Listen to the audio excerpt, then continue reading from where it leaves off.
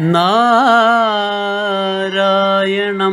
നമസ്കൃത്യ നരം ചൈവ നരോത്തമം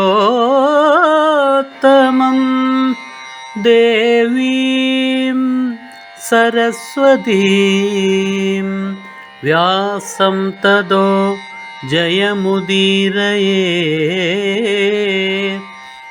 അർത്ഥശാസ്ത്രമിദം പുണ്യം ധർമ്മശാസ്ത്രമിദം പരം മോക്ഷശാസ്ത്രമിദം പ്രോക്തം വ്യാസേനാമിതബുദ്ധിനാ.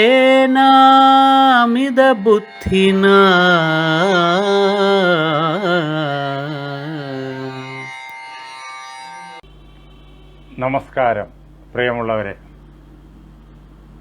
ഭഗവാൻ വേദവ്യാസൻ വിരചിച്ച വ്യാസ മഹാഭാരതത്തെ ആസ്പദമാക്കിയുള്ള നമ്മുടെ ചർച്ച ഇന്ന് ഉടനെ തന്നെ ആരംഭിക്കുന്നു. വ്യാസഭാരതത്തിലെ ഭീഷ്മപർവത്തിനുള്ളിൽ ഭഗവത്ഗീത കടന്നുവരുന്നു. ഗീതാശാസ്ത്രം വേദാന്തത്തിന്റെ സാരസർവസ്വമാണ്. ഉപനിഷത്തുകളാകുന്ന പശുക്കളെ കറന്നെടുത്ത അമൃതമാണ് ഗീത എന്ന് ഗീതാശാസ്ത്രത്തെപ്പറ്റി ആചാര്യന്മാർ നമുക്ക് കേൾപ്പിച്ചു തന്നിട്ടുണ്ട്. അതിലെ ആ തത്വരഹസ്യങ്ങളെ മുഴുവൻ കഥകളാക്കി കഥാപാത്രങ്ങളാക്കി വ്യാസഭഗവാൻ നമ്മുടെ മുന്നിൽ അവതരിപ്പിച്ചതാണ് ശ്രീ മഹാഭാരതം. അതാണ് ഗീതാഭാരതം എന്നുള്ളതായ ഈ ചർച്ചയിൽ നടക്കുന്നത്. ആദ്യമേ തന്നെ എൻ്റെ സർവസങ്കല്പങ്ങളും ഭാരതീയ ആചാര്യ പരമ്പരയുടെ പാദപങ്കജങ്ങളിലും വാഗ്ദേവതയും ശക്തിസ്വരൂപിണിയുമായ അമ്മയുടെ പാദപത്മങ്ങളിലും എൻ്റെ ഗുരുനാഥനായ ജഗദ്ഗുരു സ്വാമി സത്യാനന്ദ സരസ്വതി തൃപ്പാദങ്ങളിലും എൻ്റെ പരമഗുരുവായ ബ്രഹ്മശ്രീ നീലകണ്ഠ ഗുരുപാദരുടെ പാദപങ്കജങ്ങളിലും ഇത് കേട്ടുകൊണ്ടിരിക്കുന്ന നിങ്ങളുടെ ഓരോരുത്തരുടെയും പവിത്രമായ ഗുരുസങ്കല്പത്തിലും ആ ധന്യമായ സങ്കല്പം കൊണ്ട് പവിത്രമായിരിക്കുന്ന നിങ്ങളുടെ ഹൃദയങ്ങളിലും പൂജാപുഷ്പങ്ങളെന്നോണം സമർപ്പിച്ചുകൊള്ളട്ടെ. ശ്രീമദ് ഭഗവത്ഗീതയിലെ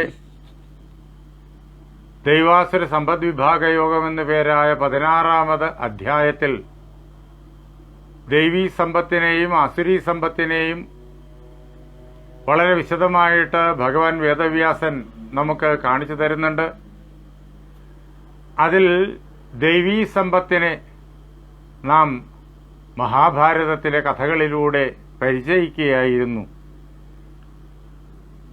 ഗീതയിലെ ഓരോ ആശയത്തിനും ഓരോ തത്വത്തിനും വളരെയേറെ കൃത്യമായിട്ടുള്ളതായ കഥാരൂപം വ്യാസഭഗവാൻ നൽകിയിട്ടുണ്ട്. അങ്ങനെയുള്ള കഥകൾ ഒന്നൊന്നായി നാം കുറേയേറെ നാളുകളായിട്ട് പരിശോധിച്ചു കൊണ്ടിരിക്കുന്നു. ദൈവാസുര സമ്പദ് വിഭാഗയോഗത്തിൽ ദൈവീ സമ്പത്തിന്റെ ഗുണഗണങ്ങളെക്കുറിച്ച് വ്യാസഭഗവാൻ പറയുന്നിടത്ത് ദാനം ദമശ്ച യജ്ഞശ്ച സ്വാധ്യായ സ്തപ ആർജവം എന്ന് നമ്മെ കേൾപ്പിച്ചിട്ടുണ്ട്. ദാനം, യജ്ഞം, തപസ്, സ്വാധ്യായം, ആർജവം, അങ്ങനെ ഈ പദങ്ങളൊക്കെ നമുക്ക് പൊതുവിൽ പരിചിതമാണ്. അതിനെക്കുറിച്ചുള്ളതായ ഏകദേശ ധാരണ നമുക്ക് എല്ലാവർക്കുമുണ്ട്. എന്നാൽ വ്യാസഭഗവാൻ അതെല്ലാം പ്രയോഗിച്ചിരിക്കുന്നത് കൃത്യമായി ഏതർത്ഥത്തിലാണ് എന്നറിയണമെങ്കിൽ അതിനെ വിശദീകരിച്ച് അദ്ദേഹം അവതരിപ്പിക്കുന്ന കഥകൾക്കുള്ളിലേക്ക് ചെല്ലണം. അപ്പോഴാണ് ദാനം, ദമം, യജ്ഞം തുടങ്ങിയതായ പദങ്ങളുടെ ദൈവീ സമ്പത്തുകളുടെ യഥാർത്ഥ സ്വരൂപം നമുക്ക് വ്യക്തമായി തീരുക. ദാനവും ദമവുമെല്ലാം നാം കണ്ടുകഴിഞ്ഞു. യജ്ഞത്തെക്കുറിച്ചുള്ളതായ ചർച്ച കഴിഞ്ഞ ദിവസം നാം ആരംഭിച്ചു. ജീവിതത്തെ തന്നെ യജ്ഞമയമാക്കി തീർത്ത അനേകം ആളുകളെ നമുക്ക് മഹാഭാരതത്തിൽ കാണാം. സമൂഹത്തിന്റെ പല തലങ്ങളിലുള്ളവർ, പല പ്രകാരത്തിലുള്ളതായ കർത്തവ്യങ്ങൾ ഉള്ള ആളുകൾ അവർ ജീവിതത്തെ യജ്ഞമയമാക്കി തീർത്തിരിക്കുന്നവരിൽ അത്തരക്കാർ ധാരാളമുണ്ട്. അവരിൽ ഓരോരുത്തരെയായിട്ട് നാം നോക്കിക്കൊണ്ടിരിക്കുകയായിരുന്നു.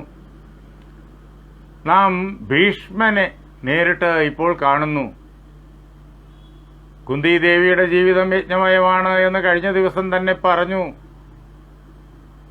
കുന്തിദേവിയുടെ ജീവിത ഘട്ടങ്ങളിൽ ചിലതൊക്കെ നാം ഇതിനു മുമ്പ് പല പല സന്ദർഭങ്ങളിലായിട്ട് നേരിട്ട് കാണുകയും ചെയ്തു. ഇപ്പോഴിതാ യജ്ഞത്തിൻ്റെ വളരെ പ്രകടമായ ഉദാഹരണമായിട്ട് നമുക്ക് ഭീഷ്മ ജീവിതത്തെ വ്യാസഭഗവാൻ കാണിച്ചു തരുന്നത് അപഗ്രഥിക്കാം. ലോക നന്മയ്ക്ക് വേണ്ടിയിട്ട് ഈ ലോകത്തിലുള്ള ജീവനുള്ളതും ജീവനില്ലാത്തതുമായ സമസ്ത പദാർത്ഥങ്ങളുടെയും ക്ഷേമ ഐശ്വര്യങ്ങൾക്ക് വേണ്ടിയിട്ട് തൻ്റെ കർത്തവ്യശക്തിയെയും അറിവിനെയും ബുദ്ധിയെയും പ്രാണങ്ങളെയും എല്ലാം സമർപ്പിച്ച് ആരാണോ പ്രവർത്തിക്കുന്നത്, അപ്പോൾ ആ ആളുകളുടെ പ്രവൃത്തി യജ്ഞമയമായി തീരുന്നു. ഭീഷ്മന്റെ ജീവിതം ആ പ്രകാരത്തിലാണ്. കുന്തിയുടെ ജീവിതവും ആ പ്രകാരത്തിലായിരുന്നു.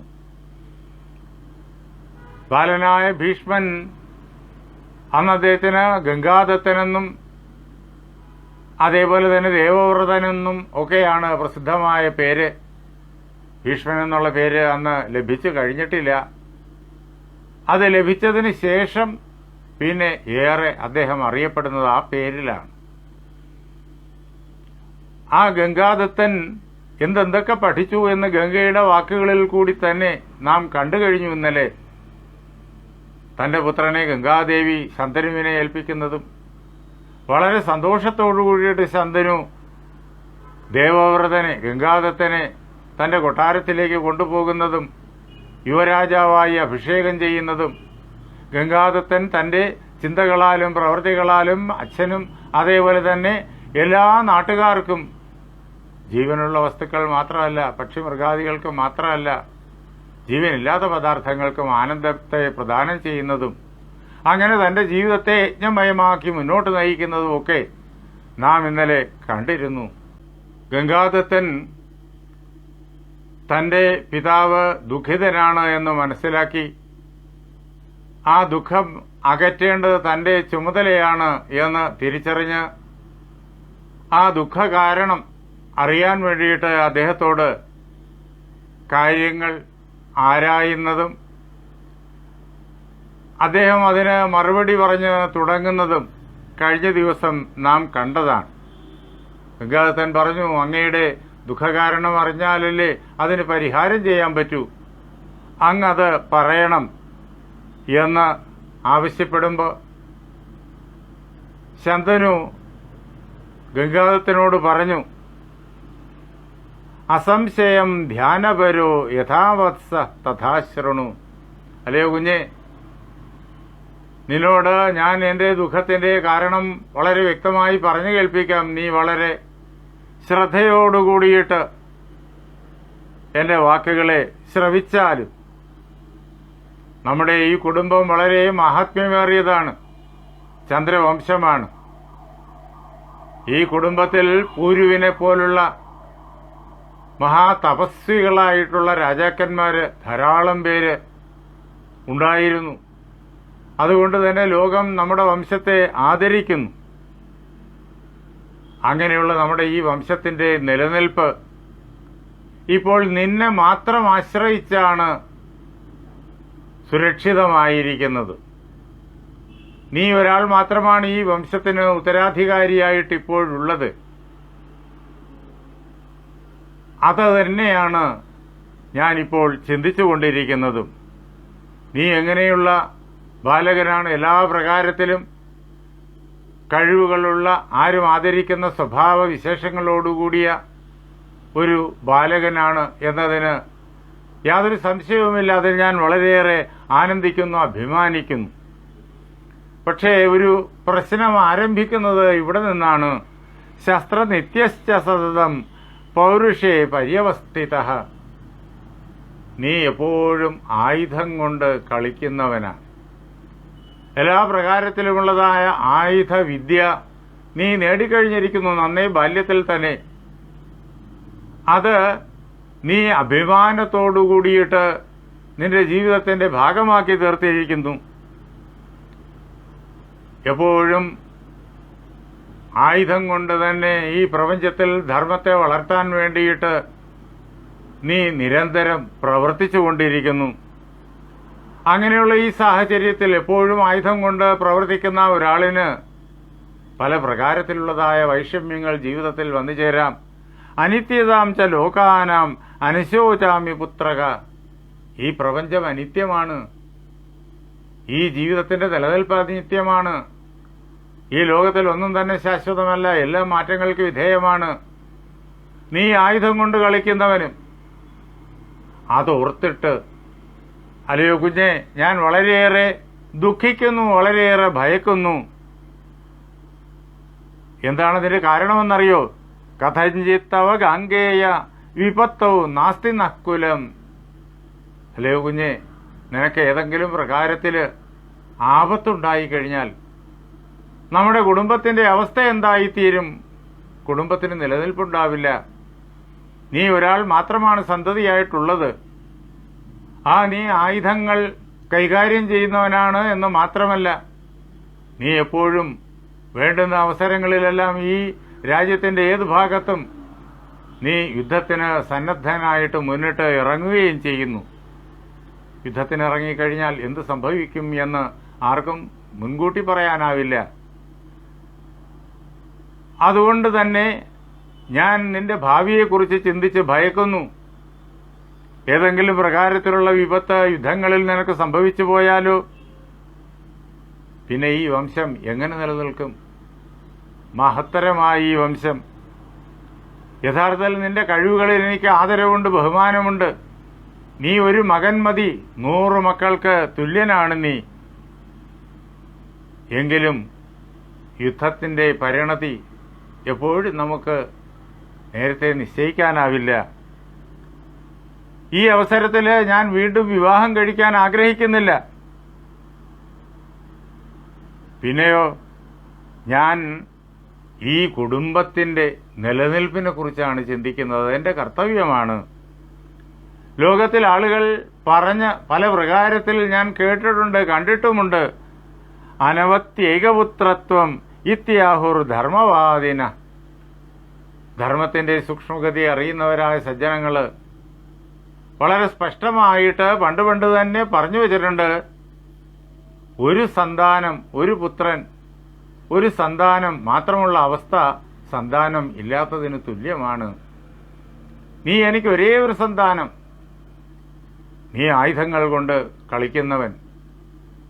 അങ്ങനെ വരുമ്പോൾ ഈ മുതിർന്ന ആളുകളുടെ വാക്കുകൾ എൻ്റെ മനസ്സിൽ പല പ്രകാരത്തിലുള്ളതായ ഭയങ്ങളെ ഉളവാക്കുന്നു. അതുകൊണ്ട് അല്ലയോ കുഞ്ഞെ, മനുഷ്യന്റെ ഭാവിയെക്കുറിച്ച് നേരത്തെ തന്നെ നമുക്ക് മുൻകൂട്ടി നിശ്ചയിക്കാനാവില്ല. ഇതോർത്തിട്ടാണ് എൻ്റെ ഭയപ്പാട്. ത്വം ച ശൂര സദാമർഷി ശസ്ത്രനിത്യശ്ച ഭാരത. നീ ശൂരനാണ്. ലോകത്തിൽ ആരെയും നീ വകവയ്ക്കില്ല. ആരെങ്കിലും അക്രമത്തിന് വേണ്ടിയിട്ട്, യുദ്ധത്തിന് വേണ്ടിയിട്ട് ഗർവോടുകൂടി നിന്റെ സമീപത്ത് എത്തിക്കഴിഞ്ഞാൽ ഉടൻ തന്നെ നീ യുദ്ധത്തിന് തയ്യാറായി മുന്നിട്ടിറങ്ങും. സദാ അമർഷി, എപ്പോഴും അമർഷമുള്ളവൻ. ധിക്കാരം ആര് കാണിച്ചു കഴിഞ്ഞാലും അതിനെതിരെ ഉടനെ തന്നെ ശക്തമായി പ്രതികരിക്കുന്നവൻ. എന്നുമാത്രമല്ല, എപ്പോഴും ആയുധം കൈകാര്യം ചെയ്യുന്നവൻ. അതുകൊണ്ട് നാന്യത്ര യുദ്ധ തസ്മാത്തേ നിധനം വിദ്യതേ ക്വചിത്. നിന്റെ മരണമുണ്ടല്ലോ, അത് യുദ്ധത്തിൽ ആണോ എന്ന് ഞാൻ ഭയക്കുന്നു. അതിലല്ലാതെ വേറെ ഒരു പ്രകാരത്തിലും നിനക്ക് മരണമുണ്ടാവില്ല. അപ്പോ നിനക്ക് ഈ യുദ്ധം, നീ പലപ്പോഴും ഏർപ്പെടുന്ന യുദ്ധങ്ങൾ മൃത്യുവിനെ വിതച്ചാലോ അതെന്റെ മനസ്സിനെ വ്യാകുലപ്പെടുത്തുന്നു. എനിക്ക് ഈ കുടുംബത്തിന്റെ നിലനിൽപ്പും ചിന്തിക്കേണ്ടതുണ്ട്. ഇതിത്തെ കാരണം താതാ ദുഃഖസ്യോക്തം അശേഷത. അല്ലയോ കുഞ്ഞെ, എന്റെ ദുഃഖത്തിന്റെ കാരണം ഞാനിതാ സമ്പൂർണമായിട്ട് ഇങ്ങനെ നിന്നോട് പറഞ്ഞു കഴിഞ്ഞിരിക്കുന്നു.